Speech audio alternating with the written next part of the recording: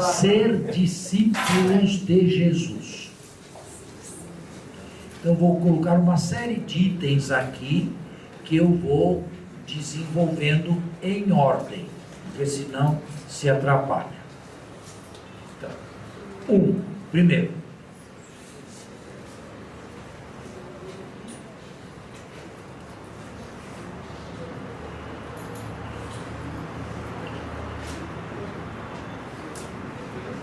a paternidade de Deus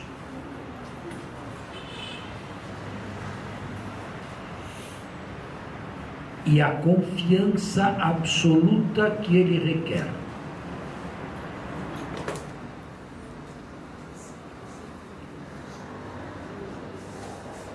Segundo,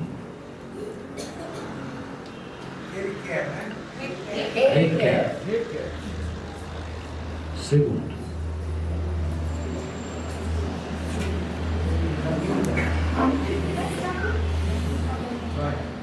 tornar-se crianças diante do reino.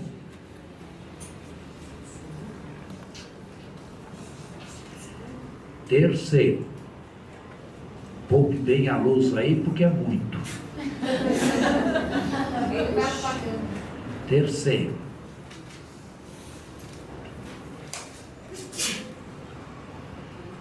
pedir com confiança.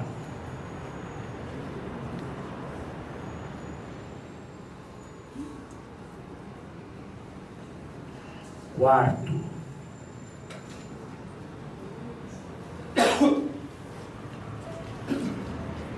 o amor incondicional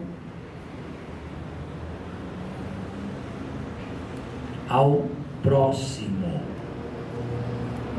Quinto,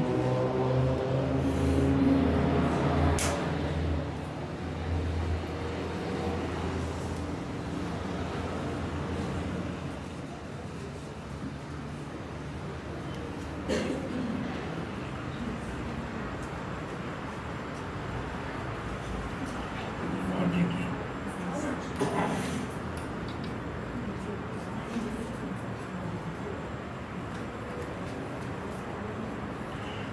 O ingresso numa nova família.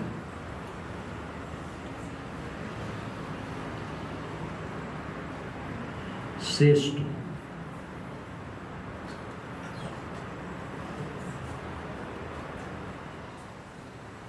as antíteses contidas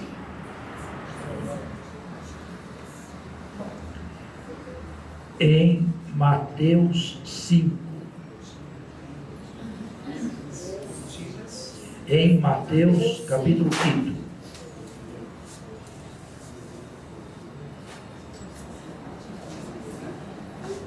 Sétimo, a proibição radical do divórcio.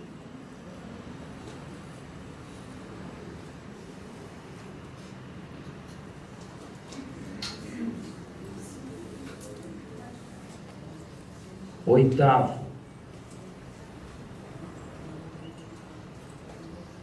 a oração.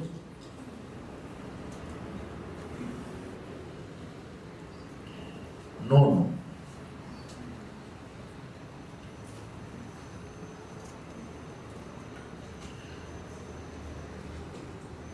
a perseverança.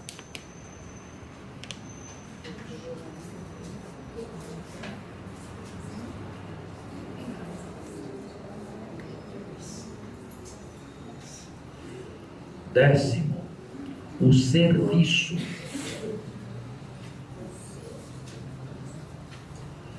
Décimo primeiro, capacidade de sofrimento.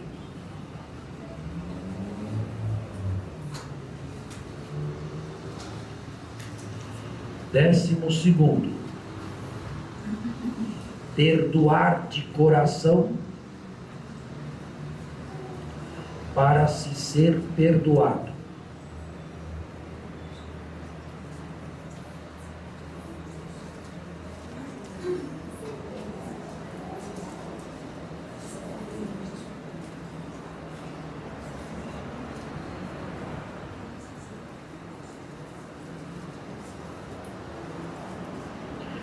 É melhor parar por aqui, porque eu acho que hoje não vai dar tempo de desenvolver tudo. Mas se não, eu ainda continuo.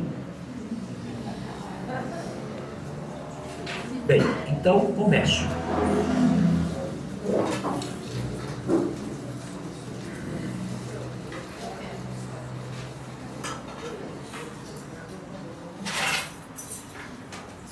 Eu acredito que todos aqui tiveram o seu catecismo infantil, adolescente, na juventude e até em idade madura.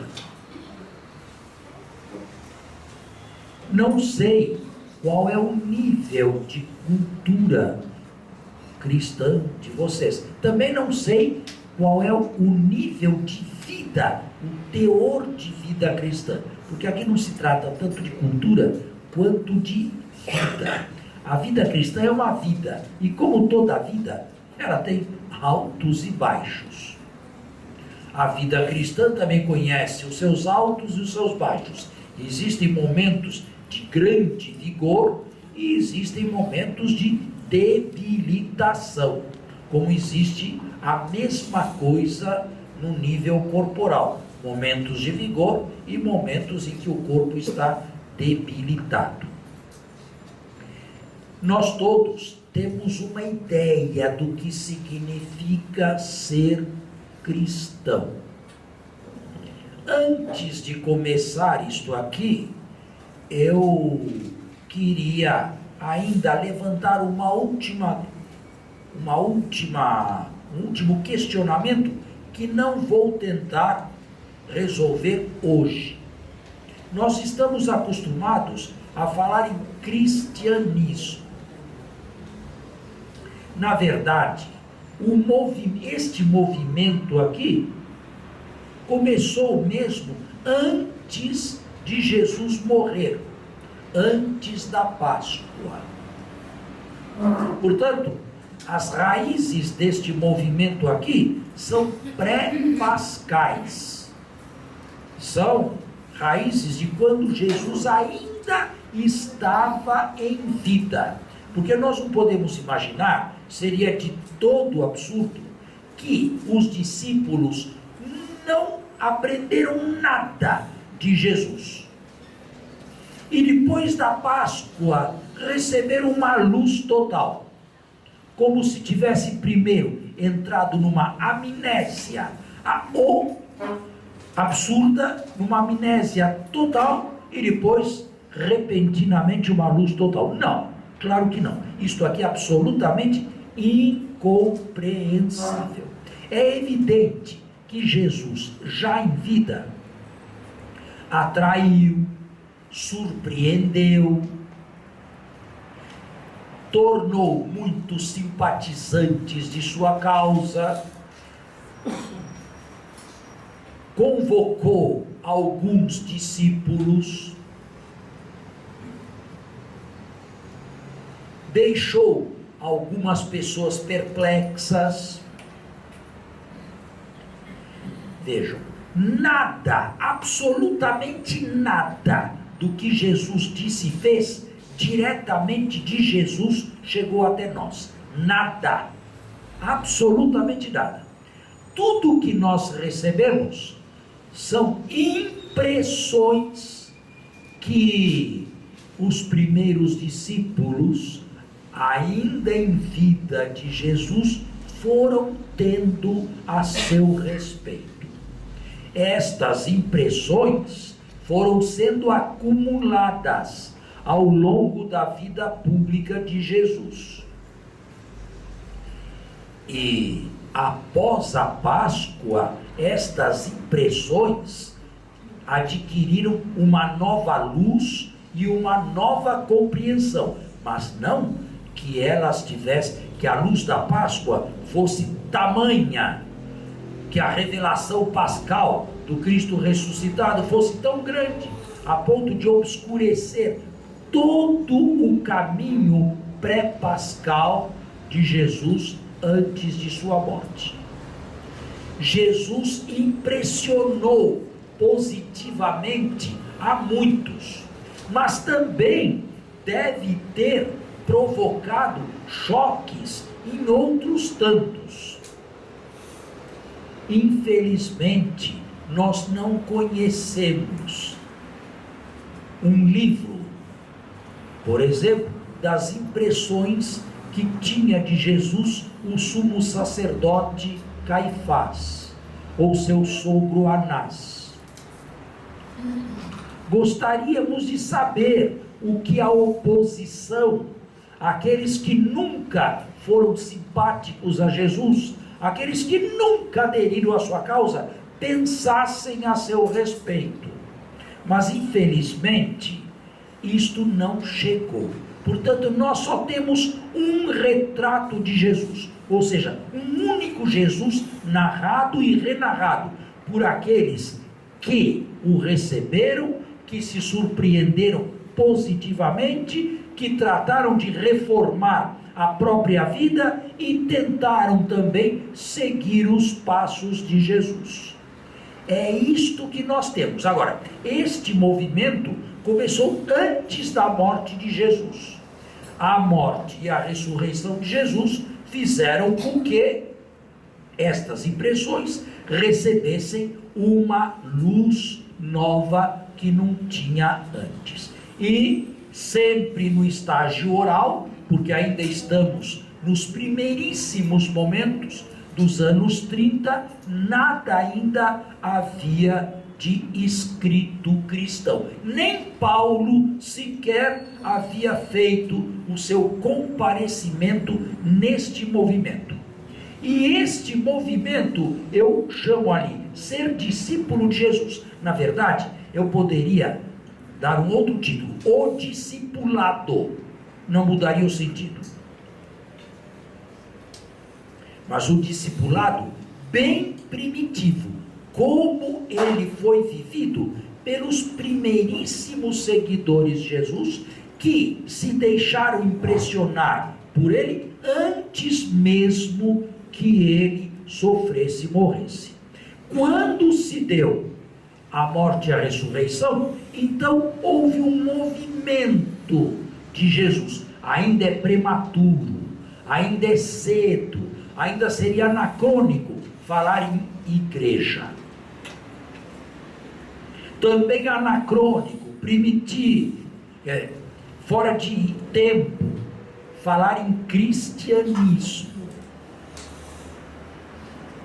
O máximo que podemos dizer desses discípulos é que formaram nos primeiríssimos dias após a execução, a morte e a ressurreição de Jesus, um grupo, uma seita. Mas o judaísmo conhecia diversas seitas no seu interior. Era um judaísmo polimorfo, e não como se tornou no final do século I um judaísmo, digamos, monolítico, farisaico ou rabínico. Antes era polimorfo. Havia muitas seitas judaicas. Os judeus, e eu disse aqui em outra ocasião, nunca tiveram uma autoridade única e suprema. Nunca, nem nos dias de hoje, mas também nem nos tempos de Jesus. Este movimento de discípulos nós poderíamos chamar a seita dos galileus, porque Jesus era um galileu e os 12 eram galileus, e devem ter sido conhecidos como os discípulos do Galileu, ou então os galileus. A Galileia é a parte superior da Palestina, como se nós os chamássemos aqui nordestinos. É possível que tenham recebido outra apelação, os nazarenos, por causa de Jesus de Nazaré, E Nazaré está na Galileia, ou seja, no norte. Movimento dos galileus ou movimento dos nazarenos? Ainda é prematuro buscar outras apelações ou outros adjetivos. Os substantivos também virão com o tempo. O máximo que podemos dizer é que era uma nova seita judaica, entre outras, messiânica, seita judaica messiânica.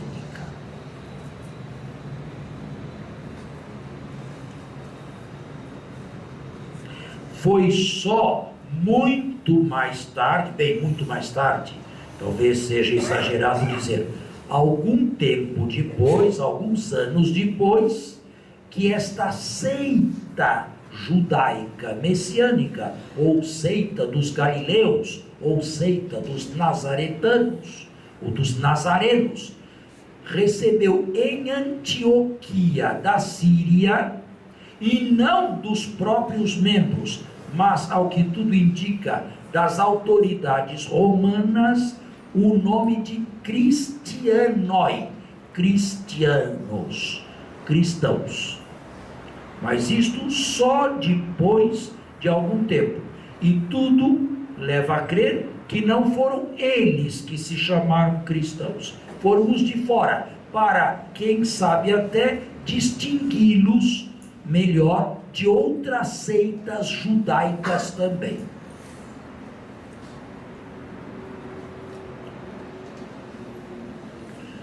A partir dos anos 35 ou 37, já se pode falar num movimento de cristãos e de cristianismo. Uma outra questão delicada é saber quando este cristianismo se transformou em catolicismo. E se cristianismo e catolicismo são sinônimos. E se não são sinônimos, se o cristianismo é pai do catolicismo. Mas neste caso o catolicismo é um filho legítimo do cristianismo. E houve outros filhos do cristianismo, bastardos, não católicos.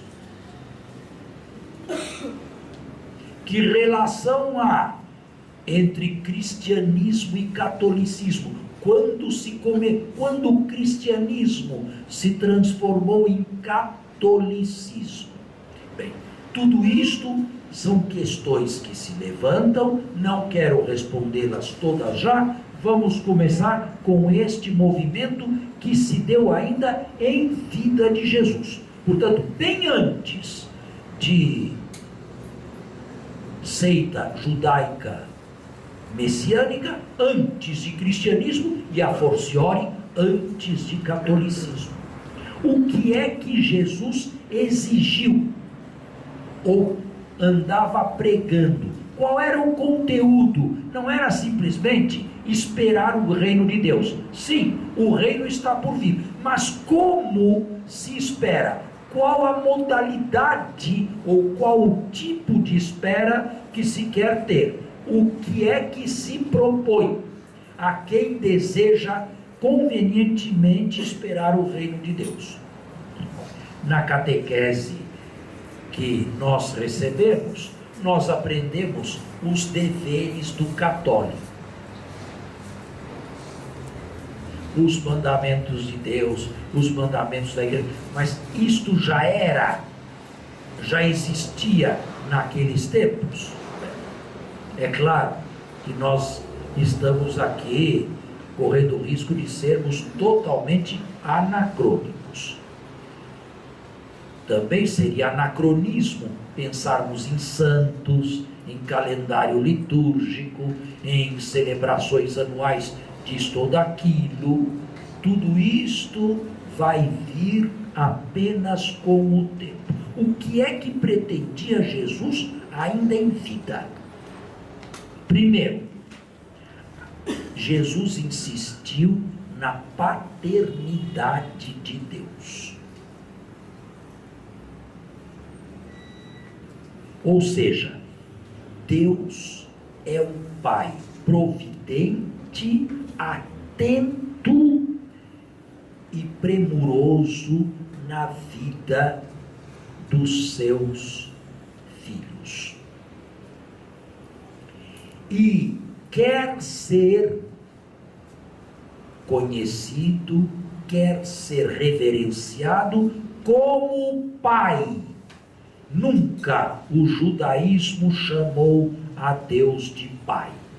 Nunca nenhum judeu desenvolveu relacionamento com Deus baseado em filiação e paternidade. Isto é uma nota distintiva de Jesus. E foi tão forte a insistência com que Jesus apelava para a paternidade de Deus, foi tão impressionante isto, que o vocábulo não foi sequer traduzido, nem para o grego e nem para o latim. O vocábulo simplesmente foi transliterado. Abá. Abá, em aramaico, significa pai. E mais afetivamente, paizinho ou papai. Jamais o judaísmo do segundo templo se dirigiu a Deus com este título afetivo. Mas Jesus dirigiu-se diversas vezes, frequentemente, a Deus com este apelativo e inculcou nos seus discípulos o costume ou digamos melhor, a autorização para usarem o mesmo vocábulo, o mesmo apelativo, o mesmo vocativo que ele, Jesus, usava.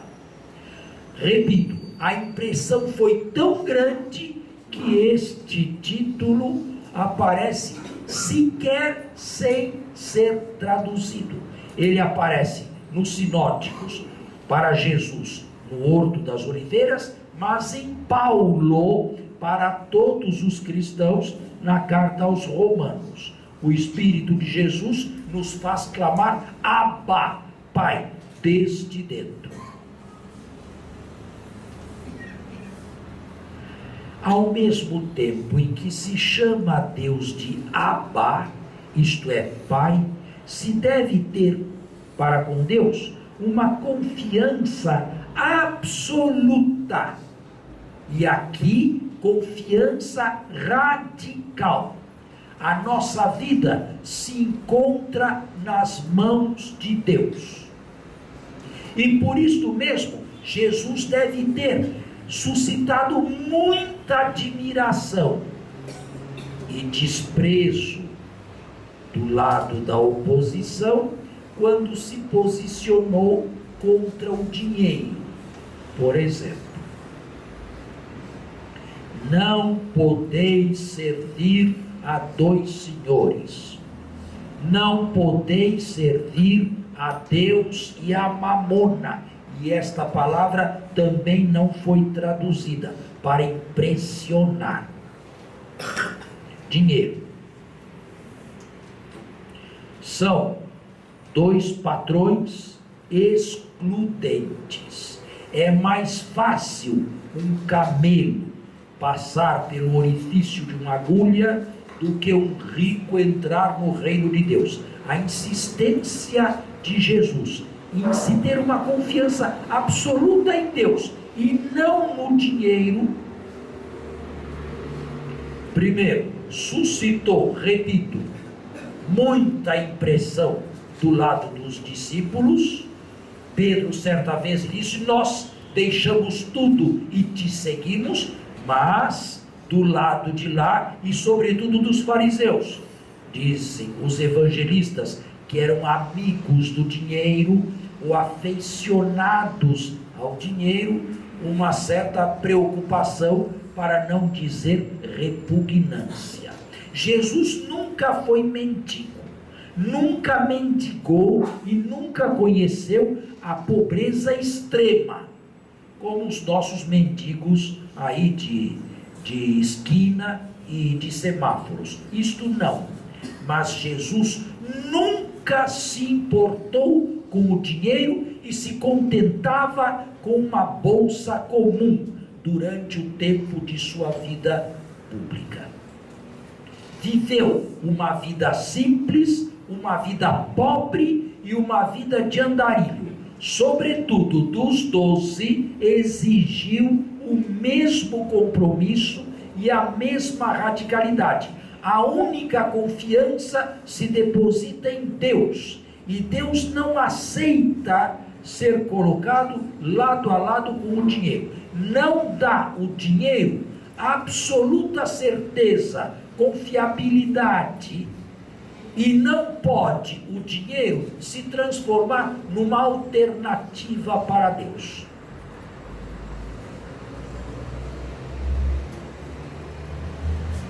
Número 2. É preciso tudo isto em vida, antes da morte de Jesus. Não estou dando catequese pascal. Tudo isto aqui é catequese ainda pré-pascal. É preciso tornar-se crianças. É exatamente este o catecismo que vocês tiveram? Talvez não, não é? É preciso tornar-se criança. Mas aqui é preciso entender também o que Jesus queria dizer com tornar-se crianças. É claro que a criança tem aspectos que não devem ser imitados. A criança é caprichosa, a criança é imatura, a criança é briguenta, a criança é egoísta, a criança é ensimesmada. Bem, a criança não é, em poucas palavras, uma pessoa coroada de virtudes. Claro que não. Ela é uma pedra bruta. Ela é uma pedra bruta da qual se pode esculpir uma belíssima figura, dependendo da educação que lhe for dada. Agora, há um aspecto da criança que eu não falei até agora. E é este o aspecto que deve ser imitado. A criança tem um qualificativo e um denominador comum. Ela não é autossuficiente. Ela é em tudo dependente de seus pais. O que Jesus ensinava e propunha é que diante de Deus nós devemos ser isso. Ou seja, não imaturos, não caprichosos, mas dependentes.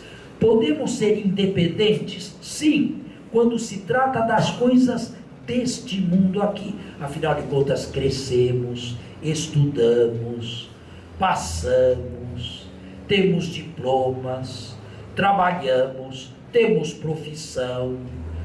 Tudo isto traz muita maturidade e muita responsabilidade, e é vivido com grande liberdade. Porém, não se trata do mundo de Deus, trata-se do nosso mundo. Agora, quando se trata do relacionamento com Deus, nada disto vale.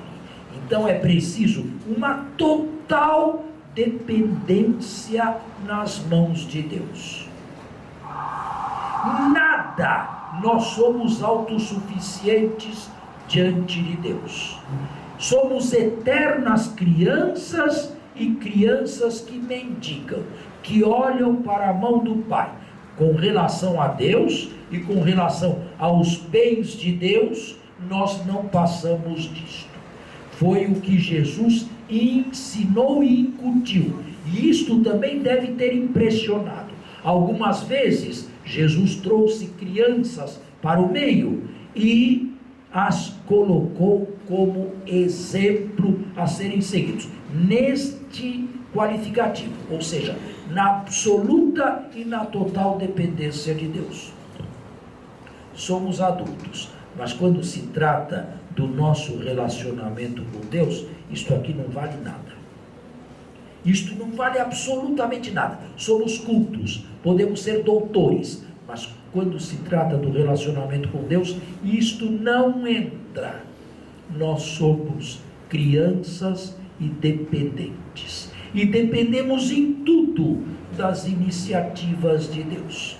E se alguém tem dúvidas a respeito disto, basta esperar o dia de sua morte. Que certezas teremos naquele momento? Que seguranças teremos? Nenhuma, absolutamente nenhuma. Sabemos tudo aquilo que vamos deixar, e é tudo, até o corpo. Não sabemos nada do que vamos receber. E por isso mesmo, a última expressão deve ser a expressão de uma criança: nas vossas mãos entrego a minha vida. Ponto final. Como a criança no colo do Pai. Não existe outra maneira de se morrer.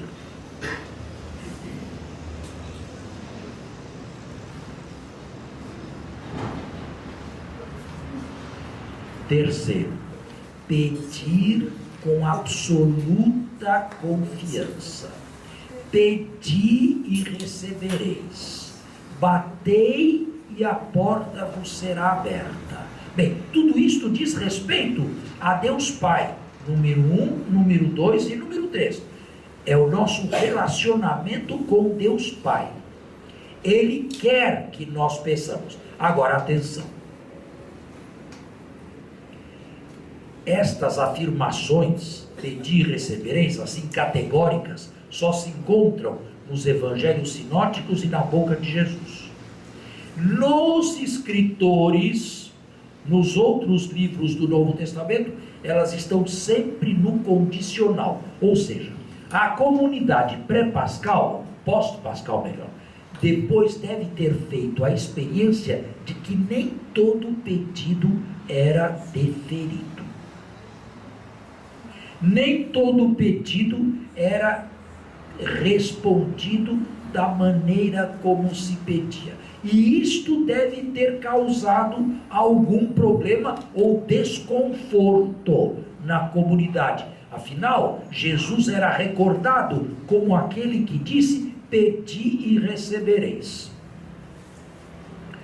Mas atenção, o próprio Jesus que disse: pedi e recebereis, quando no Horto das Oliveiras pediu para que o cálice lhe fosse retirado, não foi atendido, não foi ouvido. E então é preciso pedir sim, mas como Jesus pediu, não a minha, mas a tua vontade. Com outras palavras, é preciso pedir e até insistir, mas com uma mão apenas apresentando a súplica, e não com a segunda mão, e aqui vai a solução. Isto absolutamente não. Apenas o pedido, apenas a necessidade, apenas a contrariedade ou o sofrimento.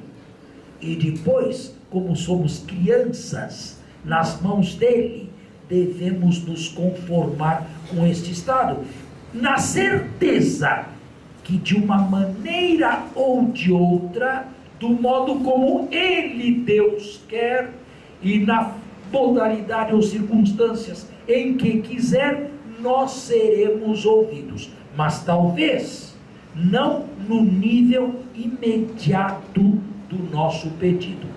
Jesus, por exemplo, pediu para ser libertado da morte física, ou dos sofrimentos que estavam por vir. Ele foi atendido, mas num outro nível. Deus o fez atravessar a morte por dentro, não o libertou da morte física, mas o fez sair do outro lado vencedor. O pedido foi atendido, mas num outro diapasão, numa outra linha, numa outra dimensão. E assim é todo pedido que se faz a Deus, com confiança absoluta, mas tudo está nas mãos dele. Digo isto e insisto, porque dias atrás eu assisti um programa de televisão aqui, não vou citar nomes, ouvi um sacerdote que pregava o evangelho do dia, que era a cura de um paralítico, sei lá o que, mas era um milagre, e insistindo que se nós não recebemos, é porque não pedimos com fé. Não, também não é assim. Não podemos, a gente vai até um certo ponto, mas eu não posso provocar Deus, e eu não tenho absoluta certeza de que aquilo que eu estou pedindo entra no plano de Deus dar-me. Não sei. Se eu pedir bens espirituais, e Lucas aconselha a pedir o Espírito Santo, aí sei que serei ouvido. Mas se eu peço bens materiais, saúde, por exemplo, ou que me liberte de um câncer, eu nunca sei se este pedido vai ser respondido. Naquele momento, aquele sacerdote não estava dando uma bela catequese ou fazendo um belo sermão, porque estava transmitindo que basta a fé. Não. Em primeiro lugar, o desígnio de Deus e a vontade soberana de Deus de me conceder ou não o que eu pedi. Santo Agostinho, na antiguidade, afirmava que se deve pedir espiritualmente, entendendo por espiritualmente, movido pelo Espírito Santo. Mas quem pede carnalmente, isto é, não movido pelo Espírito, este aqui acaba por não receber. Sim, pedir e insistir com total confiança, mas nunca estamos certos de como, de quando e em que circunstâncias nós iremos receber. Basta, porém, para Jesus a total e absoluta confiança, como a criança que não pode nada, que não tem vida privada, que precisa pedir licença em tudo para o seu pai. Também a criança não sabe qual a reação do pai em cada momento, ou a cada pedido que fizer, mas ela tem uma confiança de fundo no seu pai, e o seu pai sabe se lhe deve dar aquilo, exatamente aquilo, naquele momento, ou se deve esperar ou outra coisa, e que? Não, certeza absoluta de que vamos receber, nós não temos, a menos que, repito, alguém peça o Espírito Santo. Este é o único dom, mas é o mais supremo, é o supremo, aí está tudo, que Deus não recusa. Outras coisas nós não sabemos qual é o plano e o desígnio de Deus a nosso respeito. Quarto, um amor incondicional. Agora entramos para o lado social, o fraterno dos discípulos de Jesus. Até aqui as relações com o Pai. Um amor incondicional ao próximo. Agora atenção, quem é o próximo? O nosso próximo não são os africanos que estão no continente lá e estão distantes de nós por todo o Oceano Atlântico. Esses não são o nosso próximo, nem os chineses que habitam na China, nem os sírios que estão passando por uma provação terrível nestes últimos dias e meses. Eles não são o nosso próximo. O nosso próximo é, para Jesus, toda aquela pessoa que cruzar concretamente o nosso caminho e estiver necessitada de nós. Aqui é preciso ser radical, é preciso até deixar o culto se for o caso, para fazer o bem ao próximo, porque Deus prefere ser cultuado no amor ao próximo a ser cultuado numa bela liturgia. Até o culto eu devo deixar se se trata de socorrer o próximo necessitado. Quem é o nosso próximo? Agora, cada um deve responder assim: quem é meu próximo? São aquelas pessoas bem concretas com as quais eu convivo cada dia. Algumas são superiores a mim, outras são iguais a mim, outras são inferiores, sobretudo estas aqui.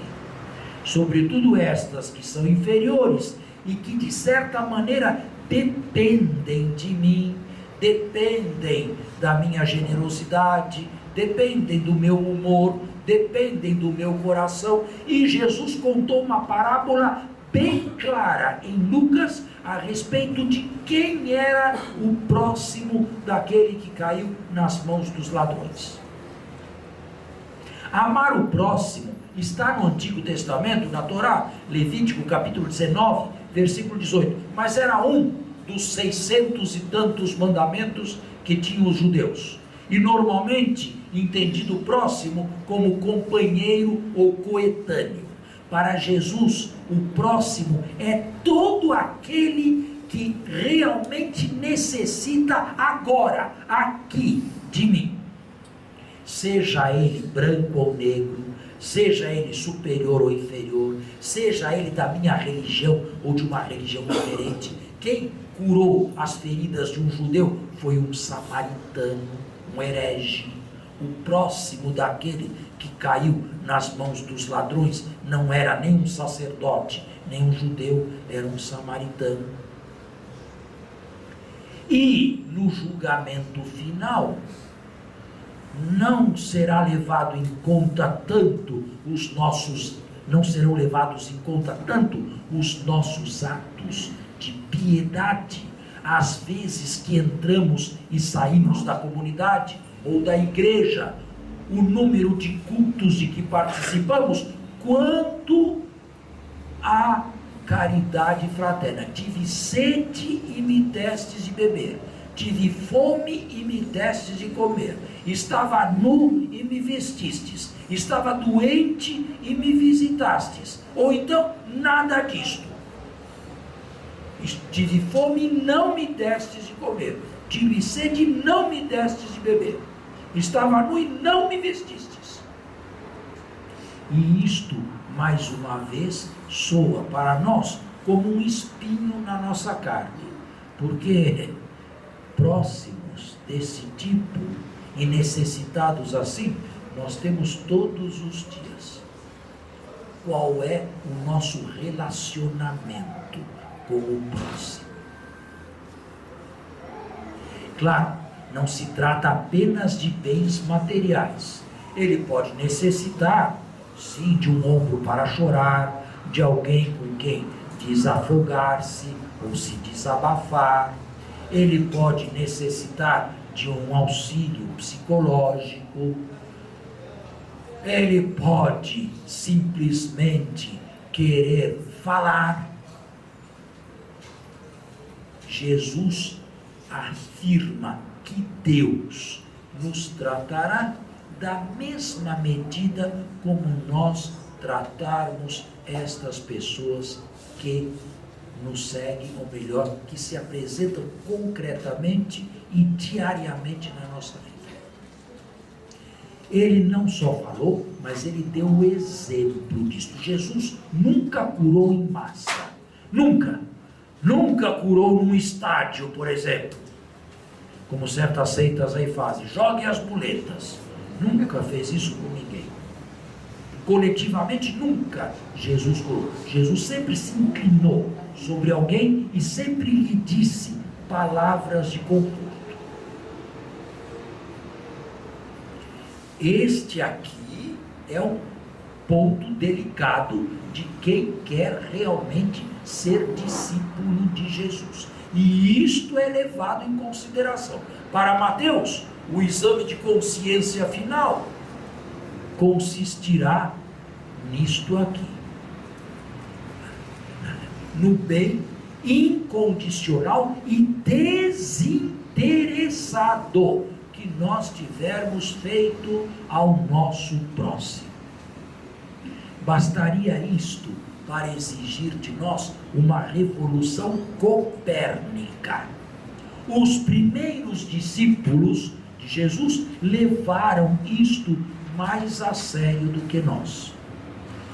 Tiveram bolsa comum, venderam propriedades particulares para que o dinheiro circulasse no meio daquela comunidade que não era rica, depositaram essas quantias nas mãos dos 12 ou de Pedro, construíram ou realizaram aquilo que se chama bolsa comum. Lucas afirma, um tanto idealisticamente, que não havia necessitado entre eles. Mas é claro, isto aqui foi vivido com muita força, com muito idealismo e com muita garra, quando esta seita era um grupinho bem restrito e não muito numeroso. É claro que isto aqui tudo declina, e declina lamentavelmente de maneira sensível, quando este movimento se torna um movimento mundial, um evento mundial, como é a Igreja Católica. Mas mesmo assim, isto aqui está em pé como exigência absoluta de Jesus. Não importa quem seja o outro, ele pode ser herege, ele pode pertencer a outra religião, ele pode ser até meu inimigo, mas se ele tiver necessitado de mim, eu tenho que abrir-lhe as minhas mãos. Número 5. Com esta fraternidade universal, Jesus insiste em que uma nova família está sendo formada. Ele teve uma família de sangue, ele teve uma mãe, ele teve um pai, ele teve irmãos familiares. Mas quando estes aqui vieram para levá-lo para casa, Jesus apontou para os que ouviam e disse: estes que ouvem a palavra de Deus e a põem em prática, são para mim pai, mãe, irmão, irmã, parente. Os discípulos primeiríssimos de Jesus estavam convencidos de que eles estavam formando uma nova família. Uma nova família que não se baseia mais no sangue. E você sabe como o sangue fala alto. É meu sangue, ou não é meu sangue. Para Jesus, isto aqui, tudo é redimensionado e rebaixado. A família que ele veio instituir, inaugurar, é uma família de gente que tem aquele relacionamento com Deus e aquele relacionamento que acabo de falar com o próximo.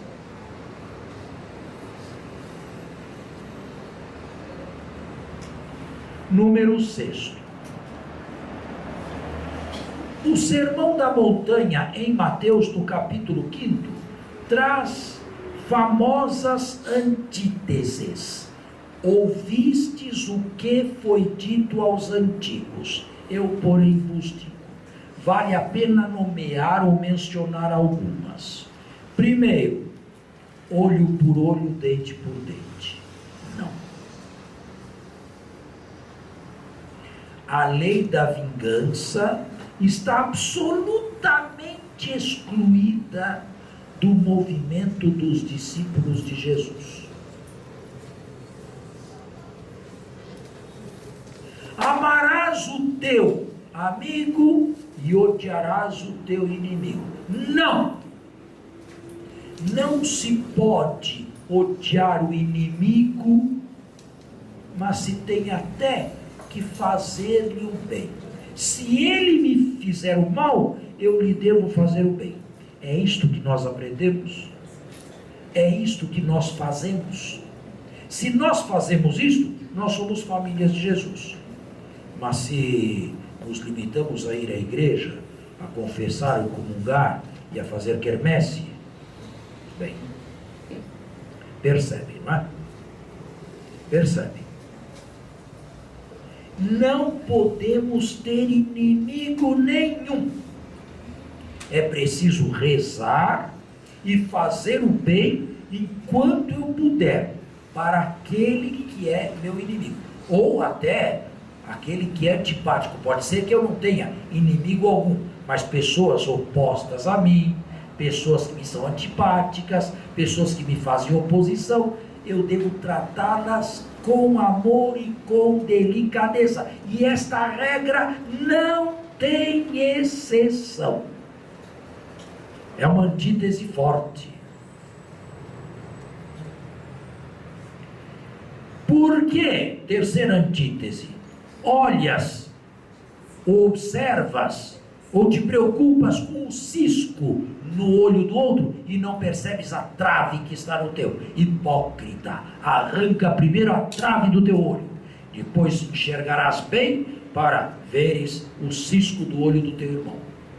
Isto é, elimina aquela tentação nos seus discípulos de estarem em sessão permanente de tribunal. E é o pecado de muitos de nós. Estamos em sessão ininterrupta, estamos sempre sentados na cadeira do juiz, condenando este, recriminando aquele. Aqui também é preciso entender. É claro que um pai tem que repreender um filho desajuizado. É claro que um professor deve reprovar um aluno negligente. Aqui se trata de não fazer julgamentos condenatórios definitivos. Quarto exemplo desta antítese aqui. Aquele que repudiar a sua mulher e se casar com outra, comete adultério. E a mulher que fizer isto, comete adultério também. Aqui, Jesus foi absolutamente original, porque o judaísmo aceitava o divórcio. E o cristianismo jamais teria inventado esta lei tão rigorosa do divórcio se não fosse Jesus. O cristianismo não teria inventado isto aqui de sua própria iniciativa. E Paulo, na carta aos Coríntios, anterior a qualquer evangelho, faz uma distinção muito precisa a respeito do que ordena o Senhor e do que o Senhor não ordena. A respeito do celibato, ele não recebeu nenhum preceito da parte do Senhor, mas a respeito do matrimônio, sim. Os que estão vinculados pelo matrimônio não se separem, ou então se reconciliem, ou na pior das hipóteses, se separarem, não se casem novamente. E isto, diz Paulo, muito honestamente, ordena o Senhor, não eu. Aí estão algumas das antíteses famosas que estão presentes no Sermão da Montanha. Olha, tudo isto aqui Jesus falava, tudo isto aqui Jesus ensinava em vida, antes de morrer. Tudo isto aqui deve ter feito uma profunda impressão. Agora, não pensem vocês que Jesus só teve gente que o admirava. É claro que diante de uma proposta destas, muitos voltaram atrás. Muitos preferiram ficar com Moisés.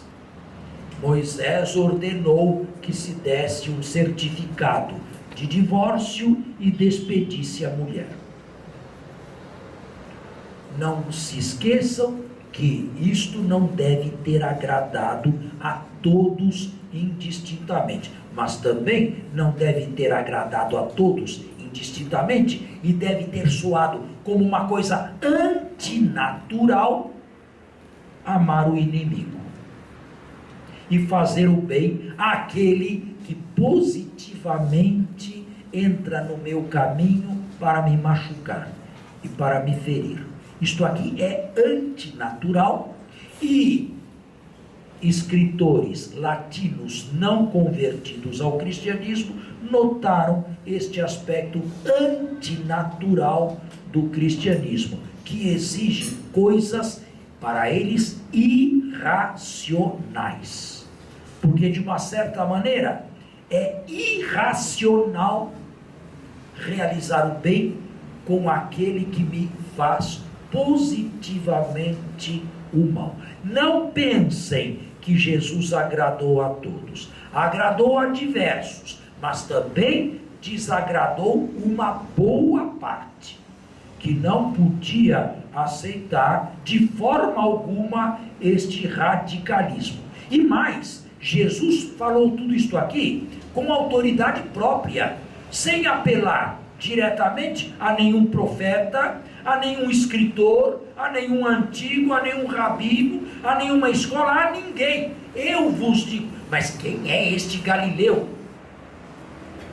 que se intromete desta maneira até na Torá?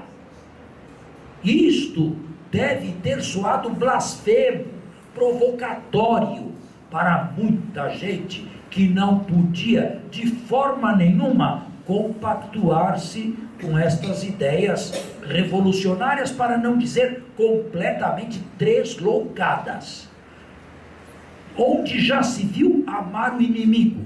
Onde já se viu fazer o bem àquele que me faz o mal? Onde já se viu vencer o mal com o bem?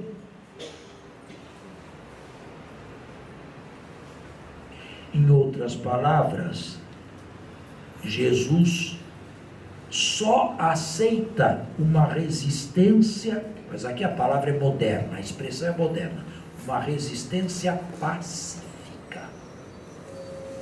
Bem-aventurados os pacíficos, porque eles herdarão o reino.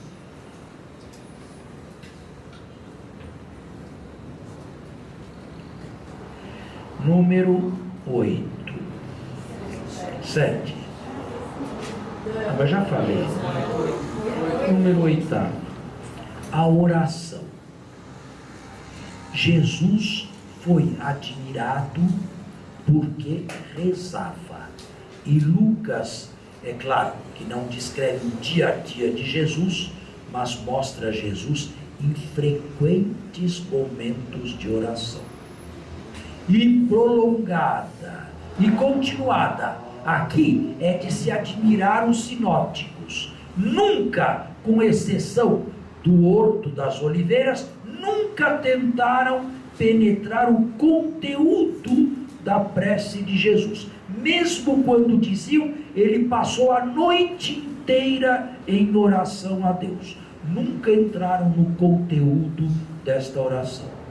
Isto aqui é um segredo de Jesus ao Pai. Mas isto aqui impressionou de tal maneira aqueles discípulos que sabiam rezar, tinham saltério, frequentavam a sinagoga, que perceberam que não rezavam como convém. Não é que não rezassem, perceberam um descompasso enorme entre a própria oração e a oração de Jesus. Senhor, ensina-nos a rezar. Como crianças que devem começar a aprender tudo novamente. E este é um ponto fraco.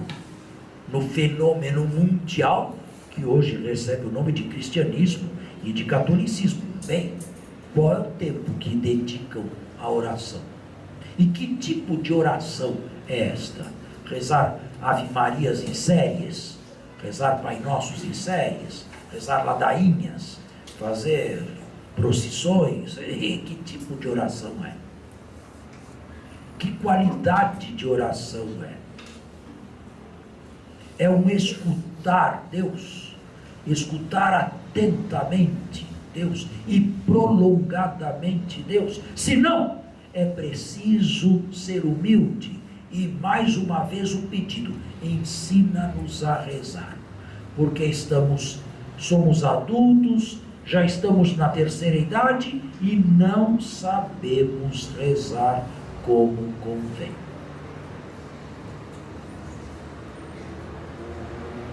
Nono, a perseverança. Em tudo isto que diz, ou de tudo isto que falei, é bonito ver ou praticar uma vez, mas não vale.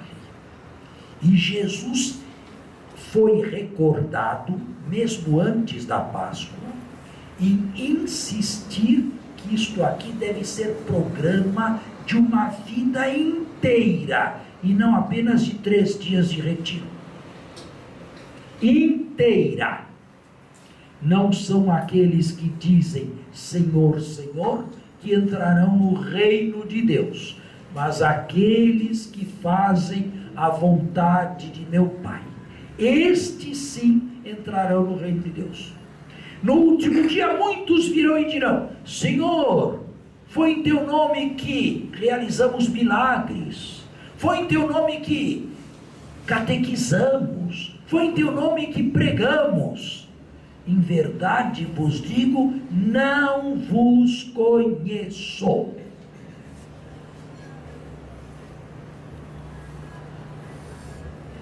Existe uma frequência impressionante do verbo poiei, em grego, que significa fazer, no texto evangélico, sobretudo quando se trata de fazer a vontade de Deus. Fazer a vontade de Deus concretamente, perseverantemente, dia após dia.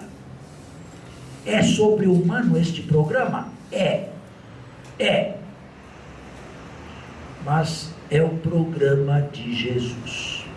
No final, direi alguma coisa a respeito deste aspecto sobre-humano. Além da perseverança, quem me negar diante dos homens, o Filho do Homem o negará diante de Deus. Quem se envergonhar de mim, eu também me envergonharei dele diante de meu Pai. Além da perseverança, o serviço. Jesus foi recordado por esses discípulos aí como aquele que serviu e buscou sempre o último lugar. Jesus não era de família nobre, Jesus não era rico, Jesus não era sacerdote, não era da tribo de Levi.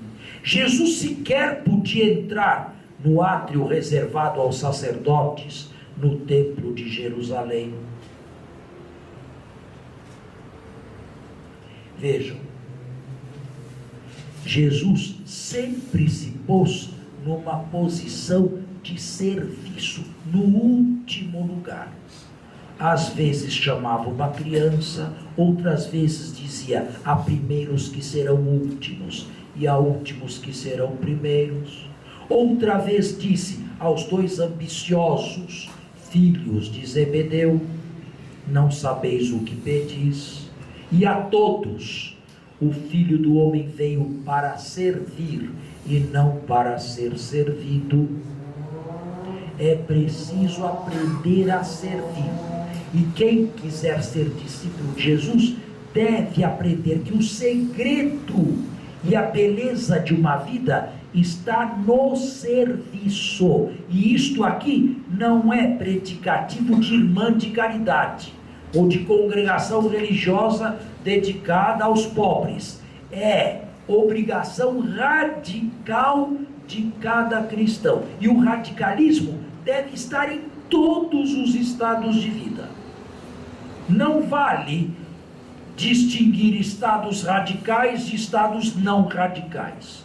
Se alguém escolhe o matrimônio, tem que ser radical na vida matrimonial, radical na vida sacerdotal, radical na vida consagrada. No que escolher, tem que ser radical, e o radicalismo aqui está em transformar a vida no serviço do próximo, no serviço de todos, isto é, aprender a servir. É exatamente o oposto que fazem os nossos políticos.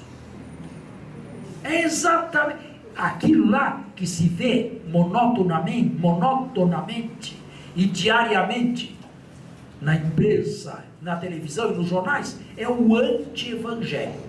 Mensalão é anti-evangelho. É o contrário de tudo isto aqui. É pastorear-se a si mesmo, é beber o leite das ovelhas, é agasalhar-se bem com a lã das ovelhas tosadas, mas não se importar com nenhuma delas. Tudo isso que se vê e que se acha até normal é o anti-evangelho, é o oposto. O oposto contrário, é o contrário de tudo aquilo que Jesus ensinou. E por isto, nós entendemos certas afirmações do Novo Testamento. Quem quiser ser amigo deste mundo, será inimigo de Deus. E não há meio termo aqui. Aqui se pensa ou em branco ou em preto. Não existem cores intermédias. Quem quiser ser amigo disso que aí está, é inimigo declarado do Deus de Jesus. Ainda que vá à missa, ainda que vá à missa, ainda que fique no primeiro banco, ainda que comungue, ainda que dê o dízimo, ainda que faça o resto, sabe? É inimigo de Deus.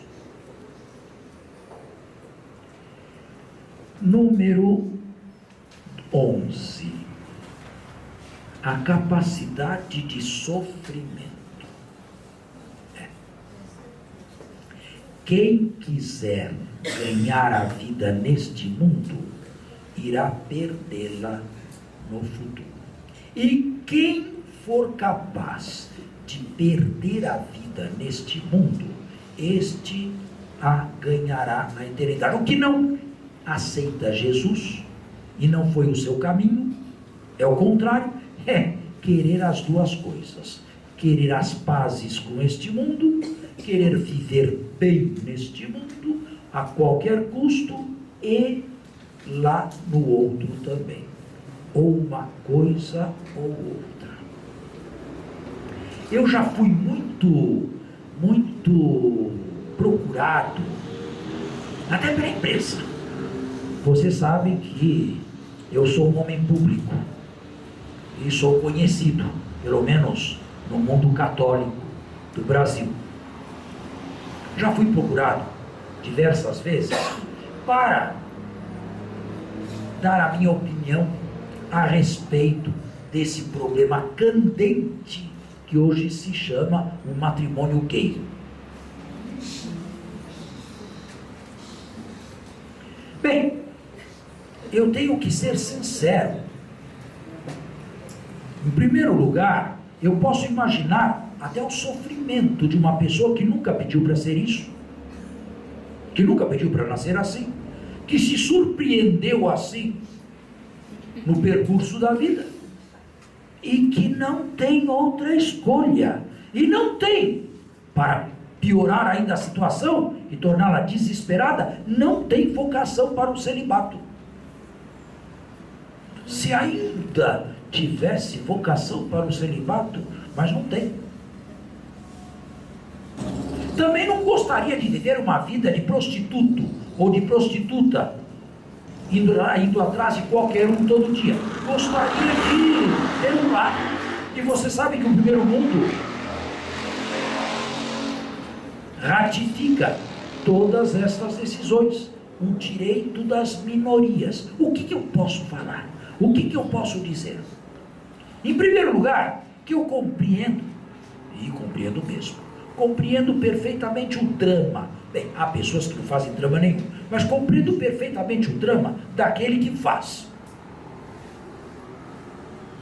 O que eu costumo dizer, dependendo também do ambiente, da circunstância, da pessoa. Bem, eu só lhe posso dizer uma coisa. É meio dura, mas quem sabe se com a graça de Deus se torna possível. Perca a sua vida neste mundo. Perca. E espere recuperá-la lá em cima.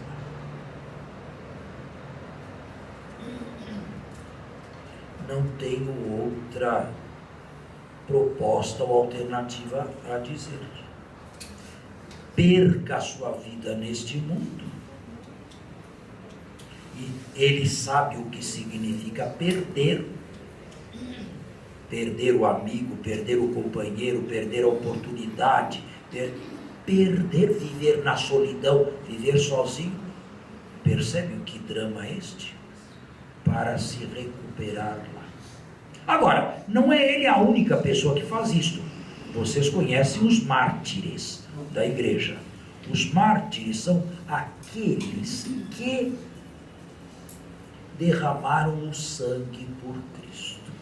E o martírio não terminou com o advento do século IV ou a presença de Constantino em Roma e o seu edito. O martírio ainda se prolonga até o século XX e o século XXI. E diria mais, no reino prometido por Jesus, só entram os heróis. Nenhum medíocre entra lá. Ninguém destes que realiza este programa tenha a imaginação ou a esperança de entrar lá um dia. A porta aqui é estreita. A vida é ampla, mas a porta é muito estreita.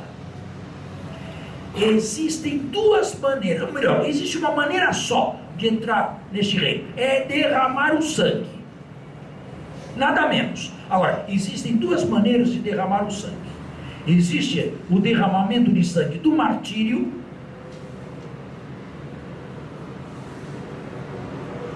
e isto existiu e existe ainda. E existe, quando acabou a primeira era dos mártires, a era dos confessores, aqueles que derramam o sangue gota por gota todo dia. O primeiro grande santo confessor é São Martinho de Tours, que é celebrado na liturgia da igreja no dia 11 de novembro. Porém, se não é mártir, tem que ser confessor da fé. Isto é, tem que ter vivido isto a vida inteirinha.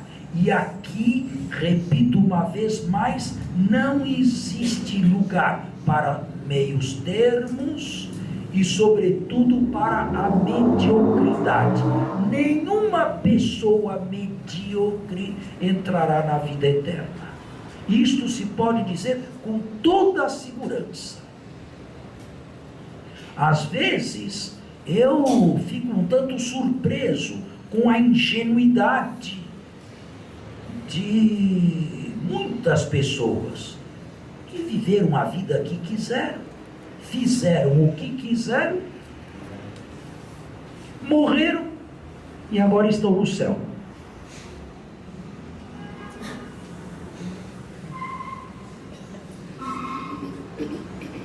Bem, eu não tenho nenhuma possibilidade de negar isto aqui, mas Isto me deixa pensativo. O céu foi feito para todo tipo de gente. A vida eterna foi feita para qualquer um. Viva a vida que tiver vivido. Nunca sequer se submeteram a um sacrifício por Deus ou por Cristo. Estão no céu. Fazendo o quê?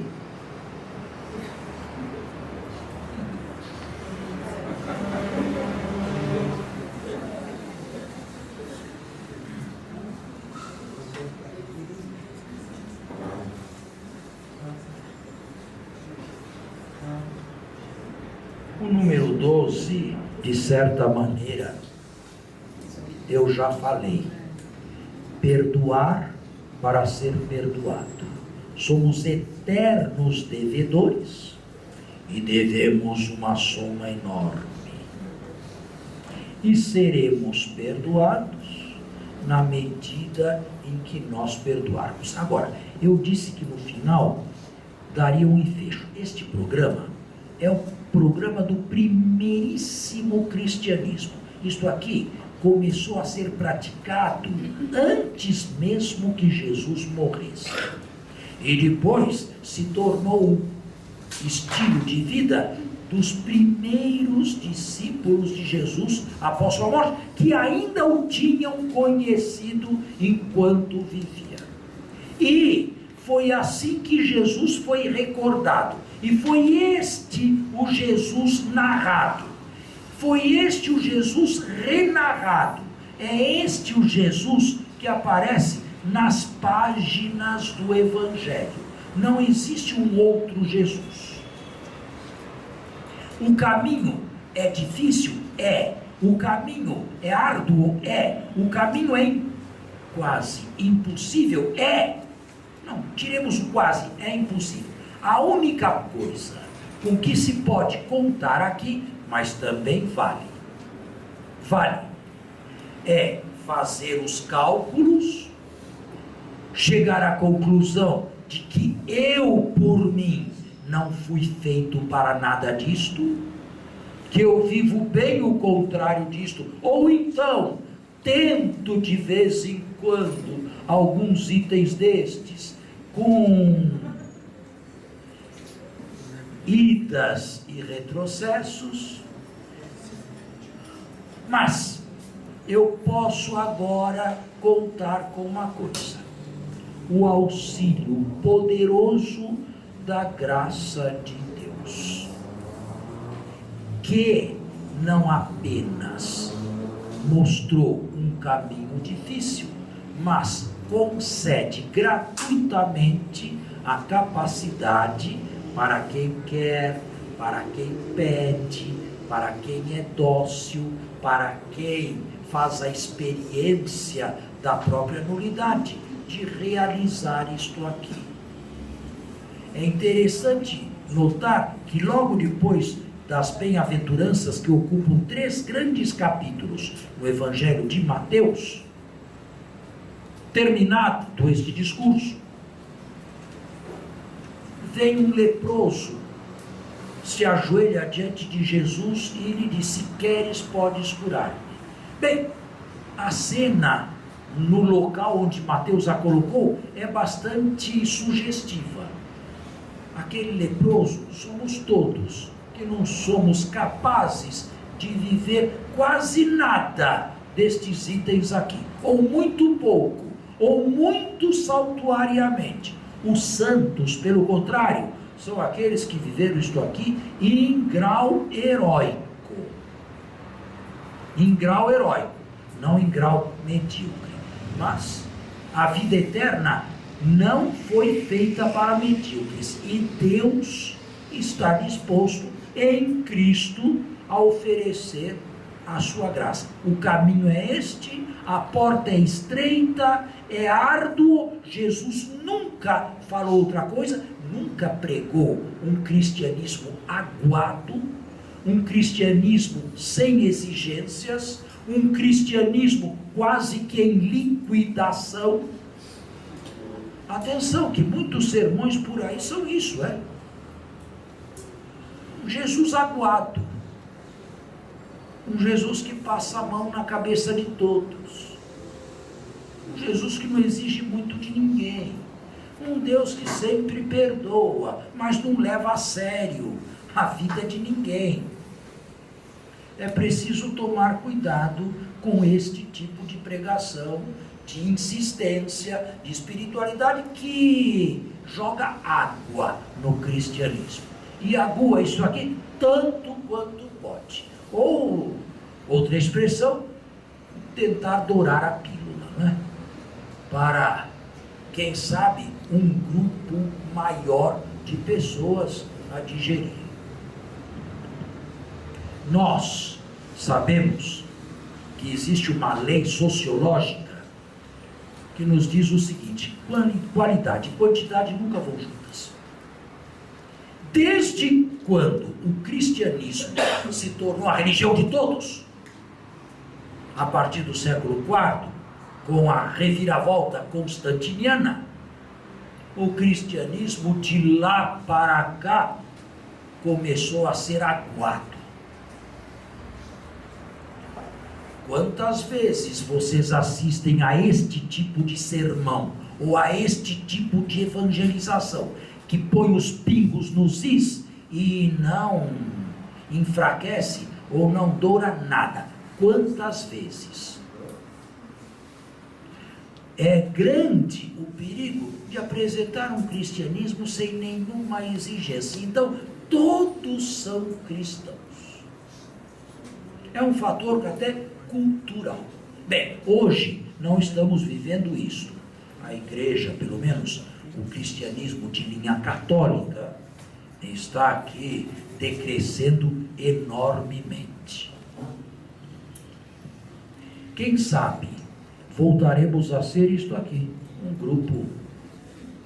grupo pequeno. Aliás, certas coisas que foram ditas aqui são bem mais fáceis de serem postas em prática em grupos menores do que numa multidão de um fenômeno mundial, onde todos são e ninguém é. Quantidade, qualidade nunca vão juntas. Maior a qualidade, menor a quantidade, e vice-versa. Maior a quantidade, menor a qualidade. Bem, este foi o retrato do discípulo de Jesus, apanhado da boca e das ações do próprio Jesus. E é isto que os evangelhos tentam narrar. Atenção, e com isto termino. Quando terminou a era do heroicismo, do martírio, e o cristianismo constantiniano começou a ser realmente um fenômeno de massa e uma coisa sem muita importância e sem muita profundidade, inaugurou-se o período do monaquismo. Já um pouco antes até do término das perseguições nos desertos da Tebaida, no Egito. Antônio Grande e tantos outros, Pacômio, João Cassiano, e no Ocidente tivemos Martinho de Tours, Hilário e sobretudo São Bento.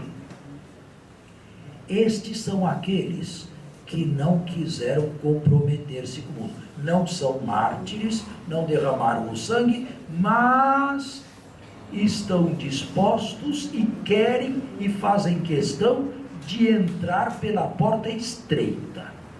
Eles estão por aí. E eles são sempre algo vivo na igreja que nos faz pensar: quem é que está certo? Os radicais ou aqueles que tentam compromissos aqui e ali?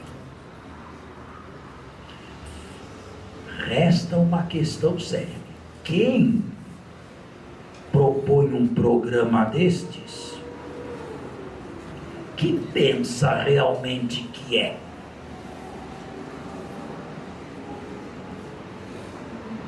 Que é que Jesus pensava realmente que ele fosse para propor uma coisa desta? Isto aqui vamos ver na próxima aula. Por hoje está terminado. Obrigado.